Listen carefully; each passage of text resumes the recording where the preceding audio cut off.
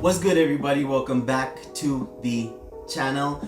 If you watched the last episode, you know that we're looking at figuring out your future thingy, your purpose thingy, your destiny thingy, that thing over there. So this is going to be the first episode in a series, and in this episode we're going to kind of be looking at trying to define what creativity is, and looking at originality, creativity, and how that connects to that future thingy. So let's get it.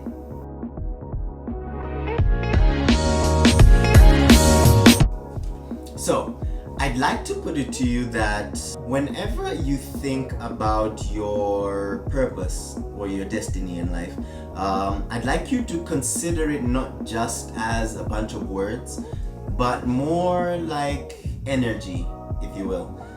For all my science nerds, get buckled in.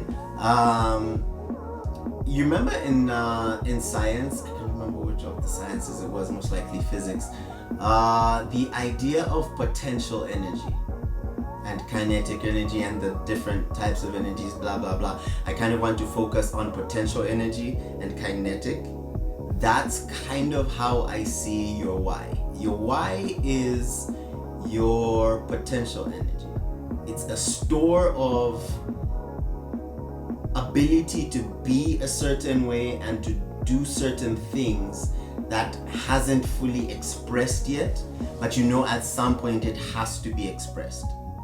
In the same way, a person who is destined to be the world's greatest golfer starts out as just a regular guy with this potential energy to become the greatest golfer or the greatest writer or the greatest singer or whatever it is. And over time, through deliberate processes of getting resources and building the craft, developing the skills, learning, they learn and figure out a channel on how to take that potential energy and turn it into kinetic energy. Now, the process of taking that potential energy to kinetic energy is what I like to think of as creativity. Creativity isn't just about having bright ideas.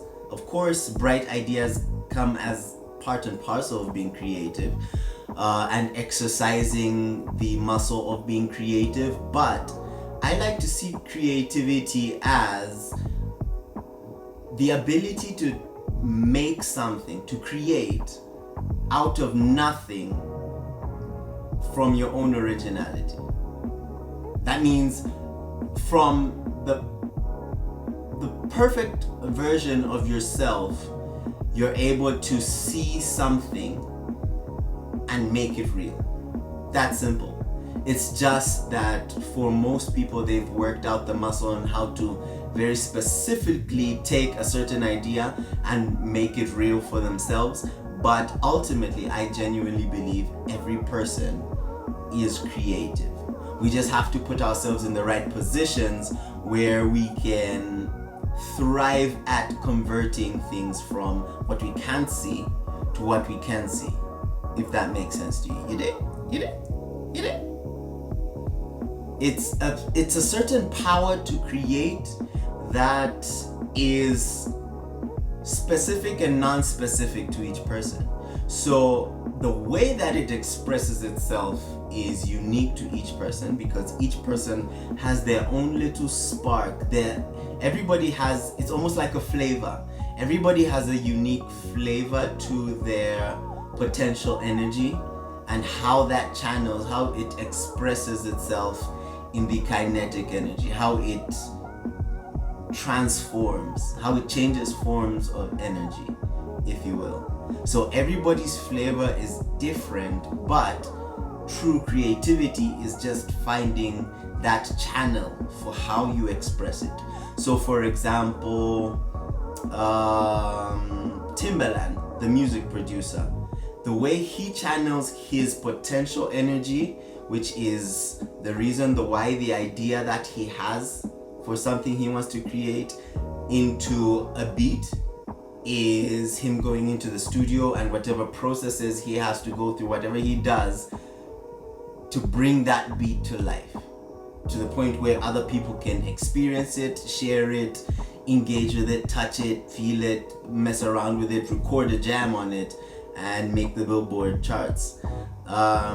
So again, going back to why it's important to know your why is when you can clearly identify what those things are, you know how best to equip yourself for this process of converting into something that other people can touch and can be a benefit, not just to yourself, but to the people around you, your community, the world as a whole. Now, in the next few episodes, I want us to kind of start looking at some of the resources you can begin to consider getting for yourself, because growing, once you see that thing, becomes very resource intensive, but the resources aren't necessarily what you would think about regularly. We're going to go kind of in depth into what a resource is in the next episode as well. So be sure to subscribe and hit the bell so that you're notified immediately that hits. But until then, I want you to kind of keep considering what your why is. What's the thing that wakes you up every day? What's the thing that if you only ever created or brought something into the world, it was that? If you had to die today and there was only one thing, it could be one thing, it could be multiple things, but let's say one to maybe three things that you could bring to the world and you would be completely happy with going at that point, what would those things be?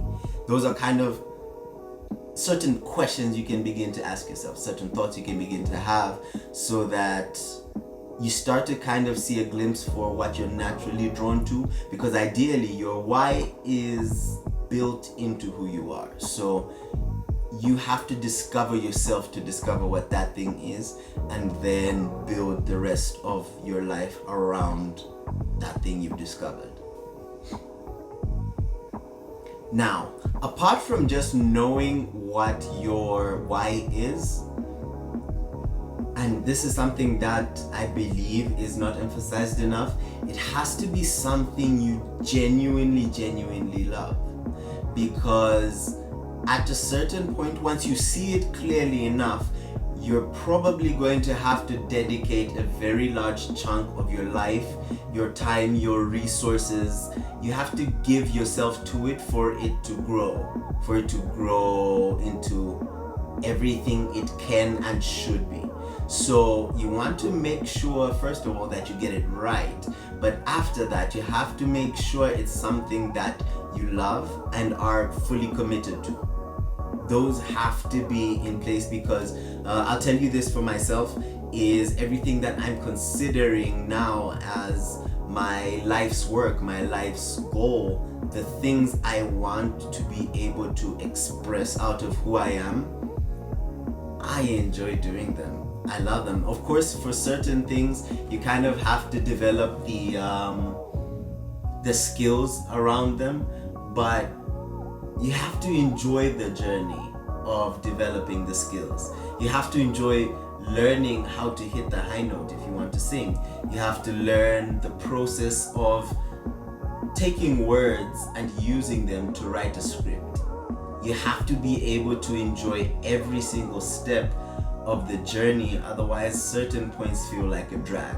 Now, are all the points going to feel rosy? Definitely not. But the end goal is kind of what your cushion is. Your focus on getting those things realized here should be enough to drive you on. But it doesn't help. But it doesn't hurt to really have fun while you're doing it. Yeah, thanks for watching. If you found this interesting, please leave a like and share this with somebody who you think would appreciate this content. I'm gonna catch you on the flip side.